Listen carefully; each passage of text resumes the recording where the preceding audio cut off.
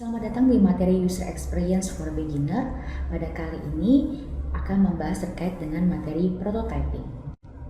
Perkenalkan, nama saya Hani Yutasari yang akan membawakan materi kali ini. Mari kita bahas terkait dengan pengertian dari prototyping.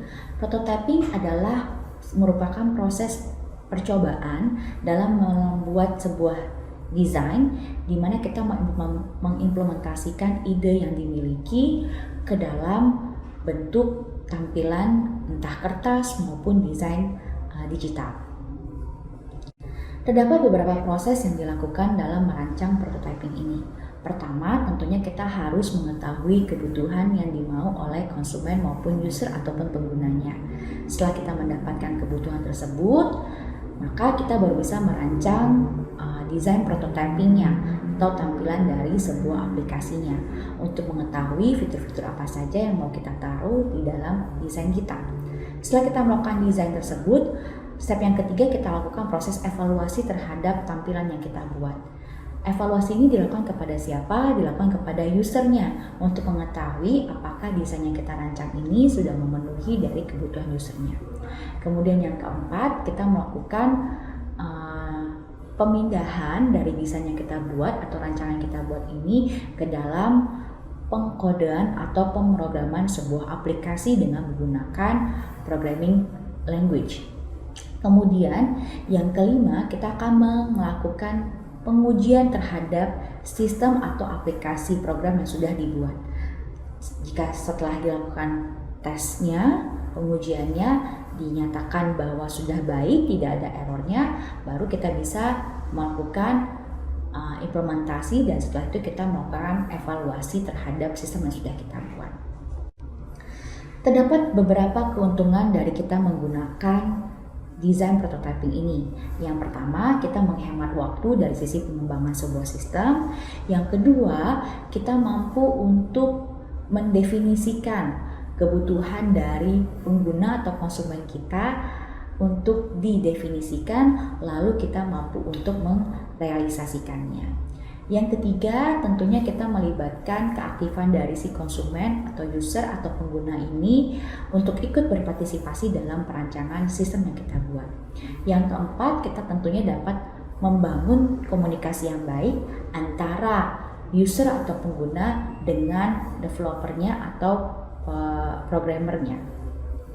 Yang kelima, yaitu si programmer juga akan merasa terbantu dengan adanya prototipe ini karena akan lebih mampu memahami kemauan dari si penggunanya. Terdapat 4 dimensi yang perlu diperhatikan dalam merancang prototipe.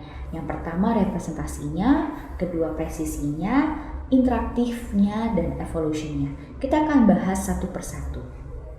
Kita akan mulai membahas dari sisi representasinya. Untuk mendesain prototipe ini terdapat 2 representasinya. Yang pertama adalah offline dan yang kedua adalah online. Offline berarti kita merepresentasikannya secara nyata, yaitu mungkin kita membuat desain sketch-nya dengan menggunakan kertas. Yang kedua adalah online prototype, yaitu kita mungkin menggunakan software atau aplikasi-aplikasi secara online, secara digital yang mampu diakses baik oleh kita, pengguna maupun developer nantinya. Bisa menggunakan Balsamiq, Marvel, Figma, dan lain segala macamnya. Kemudian dimension yang kedua adalah presisinya. Presisi juga dibagi menjadi 2, yaitu high fidelity dan low fidelity. Di sini berarti dari sisi presisi desainnya kita, apakah dia masih low fidelity, yaitu bentuknya hitam putih. Mungkin kalau belum terlihat jelas ini gambar, foto atau apa ya. Nah, sedangkan ada presisi yang kedua yaitu high fidelity, sudah terlihat jelas bahwa oh ini adalah gambar, oh ini adalah kamera, seperti itu. Lalu dimensi yang ketiga yaitu interactivity-nya, dibagi menjadi 3, ada fully functional, partial functional, dan view only. Kita bahas yang view only-nya. View only itu berarti desain prototipe yang kita hasilkan hanya bisa untuk dilihat saja, kita mengetahui bahwa oh nanti tampilannya akan seperti ini. Kalau partial functional sudah memiliki fungsi dari desain aplikasinya kita. Terlihat bahwa kalau saya klik tombol ini bentuknya seperti kotak, itu akan berpindah halamannya, tapi hanya parsial gitu ya. Sedangkan kalau fully functional bukan hanya membahas dari sisi perpindahan halamannya, pergantian page-nya, bisa di scroll down, scroll up gitu ya. Tapi fully functional ini berbicara terkait dengan bahwa oh, kalau bentuknya kotak nih, ada kotak yang harus diinput teksnya, ada kotak, oh ternyata kotak yang di bawah ini adalah tombol yang bisa diklik misalnya. Lalu misalkan ada tampilan kamera, kalau saya klik, oh benar dia membaca tampilan kamera atau membaca tampilan dari scan QR code misalnya. Itu sudah memiliki fungsi secara lengkap dari tampilan prototipe yang kita buat. Lalu kita bahas yang ketiga, yang terakhir atau yang keempat, yaitu evolusinya. Evolusinya terbagi menjadi 3, yaitu rapid prototype, iterative prototype, ataupun evolutionary prototyping.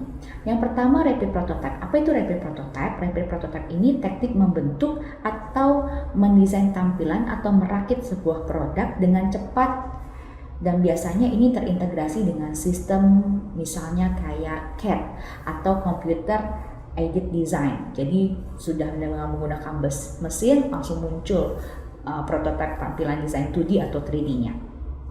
Kemudian evolution yang kedua itu adalah iteratif prototype. Di sini berarti desain tampilan prototipe yang kita buat ini memiliki kualitas desain yang lebih baik karena sudah melalui proses research terlebih dahulu, atau sudah melakukan dari sisi pemenuhan user requirement. Kita lebih mengoptimalkan dari pengembangan atau produk yang kita buat atau layanan yang kita hasilkan. Lalu evolusi yang ketiga yaitu evolutionary prototyping. Nah, kalau ini desain tampilan prototyping kita atau proses prototyping kita itu kita lakukan secara terus-menerus, dikembangkan untuk dapat memenuhi atau mencapai prosedur yang dibutuhkan oleh si user. Terdapat 2 tipe prototypingnya. Yang pertama adalah paper prototyping dan digital prototyping. Untuk pengertian atau penjelasan lebih lanjutnya, kita akan masuk ke materi berikutnya. Terima kasih.